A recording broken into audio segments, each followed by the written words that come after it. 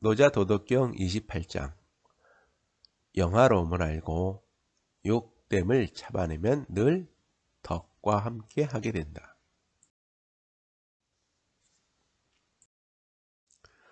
수컷을 알고 암컷을 지키면 천하의 계곡이 된다. 천하의 계곡이 되면 늘 덕이 떠나지 않으니 갓난 아이로 되돌아온다. 흰 것을 알고 검은 것을 지키면 천하의 법식이 된다. 천하의 법식이 되면 늘 덕에 어긋나지 않으니 극함이 없는 곳으로 되돌아온다. 영화로움을 알고 욕됨을 지키면 천하의 골짜기가 된다. 천하의 골짜기가 되면 늘 덕이 가득하니 다듬지 않는 통나무로 되돌아온다. 통나무를 쪼개면 그릇이 되나니 성인은 이런 이치로 관직의 우두머리로 삼는다. 그러므로 큰 마름질은 자르지 않는다.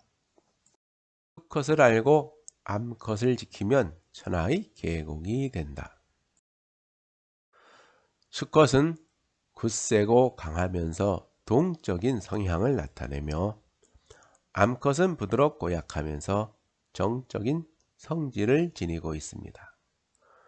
부드럽고 약한 것이 굳세고 강한 것을 이기는 것이 천지자연의 조화로운 이치입니다. 굳세고 강한 것은 자신을 내세우면서 남보다 위에 서려고 하지만 오히려 그것으로 인하여 자신의 몸도 온전히 지켜내지 못하고 주어진 삶도 다하지 못하게 됩니다. 부드럽고 약한 것은 스스로를 낮추면서 모든 것을 받아들이니 모든 것이 모여드는 천하의 계곡이 됩니다.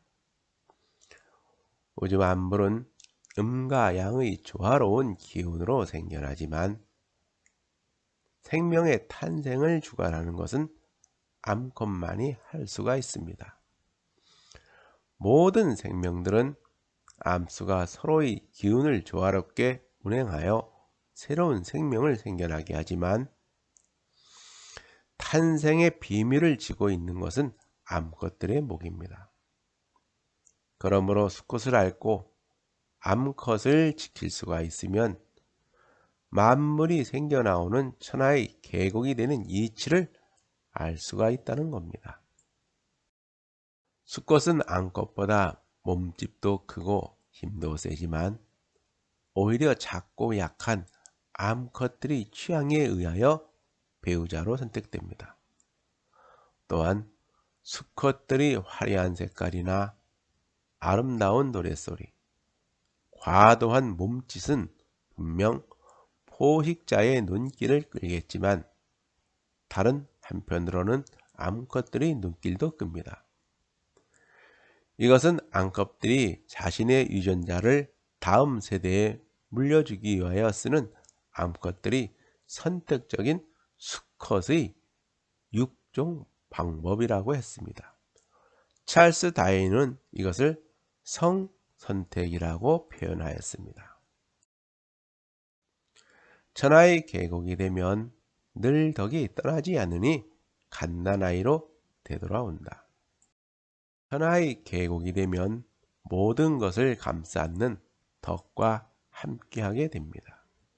늘 덕과 함께하면 지혜와 욕망에 물들지 않아 티 없이 맑고 순수한 갓난아이로 되돌아온다는 겁니다. 흰 것을 알고 검은 것을 지키면 천하의 법식이 된다. 흰 것은 밝고 깨끗한 것을 가리키지만 여기서는 사물들이 드러내어 나타나는 형상을 말하며 이는 우주 만물의 근본 이치에 의하여 사물들이 차별지어서 나타나는 것을 말합니다. 검은 것은 어둡고 어리석은 것을 가리키지만 여기서는 은밀하여 드러나지 않는 것을 말하며 이는 사물들을 드러내어 나타나게 하는 우주 만물의 근원적인 것을 말합니다. 이처럼 검은 것은 우주 만물의 근원적인 것을 가리키며 흰 것은 그것에 의하여 나타나는 형상이나 형체를 말합니다. 즉 흰 것은 명백하게 구분하여 가를 수 있는 것을 말하며 검은 것은 시비와 분별로 가를 수 없는 근원적인 것을 말합니다.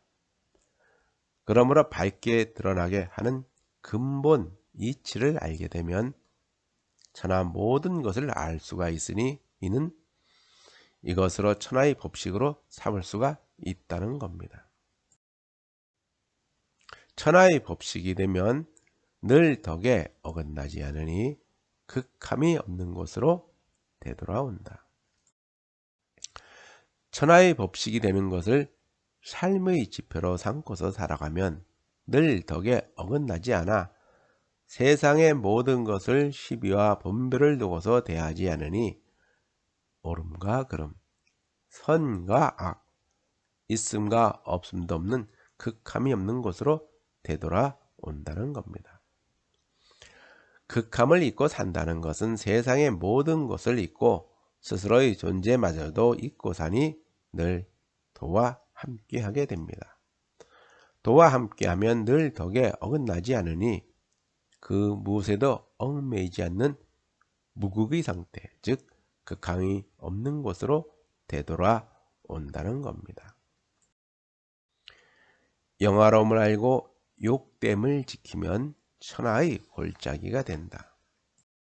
산이 높으면 골이 깊고 물소리가 요란하면 물이 얕듯이 겉으로 드러나는 화려하고 영화로운 것만 쫓다 보면 본성을 잃어버리게 되어 스스로 욕을 당하고 화가 미치게 됩니다.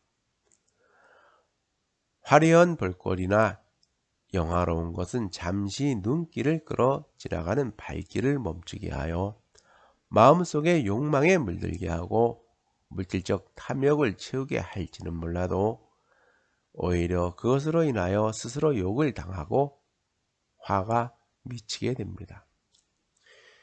영화로움을 알고 욕됨을 참아낼 수 있는 자는 스스로를 지킬 수 있는 자니 그러한 자는 도와 함께하니 늘 덕이 가득하여서 천하의 골짜기가 된다는 겁니다. 그러므로 도에 지극한 성인은 화려하고 영화로운 볼거리가 있어도 한가로우시며 초연할 뿐이다 라고 하는 겁니다.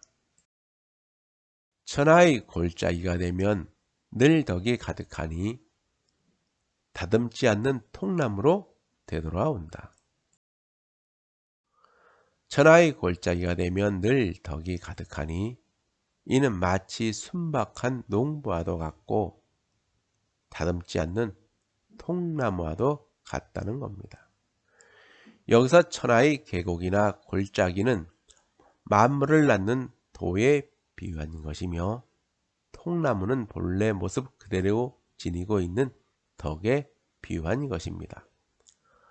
그러므로 갓난아이와 농부, 통나무는 지혜와 욕망에 물들지 않는 무의 자연의 모습 그대로 지니고 있는 덕에 비유한 것이며 계곡이나 골짜기는 천하 모든 것을 낳는 도에 비유한 것입니다.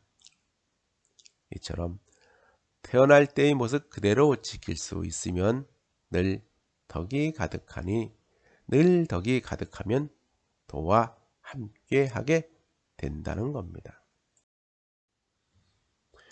통나무를 쪼개면 그릇이 되나니 성인은 이런 이치로 관직의 우두머리로 삼는다.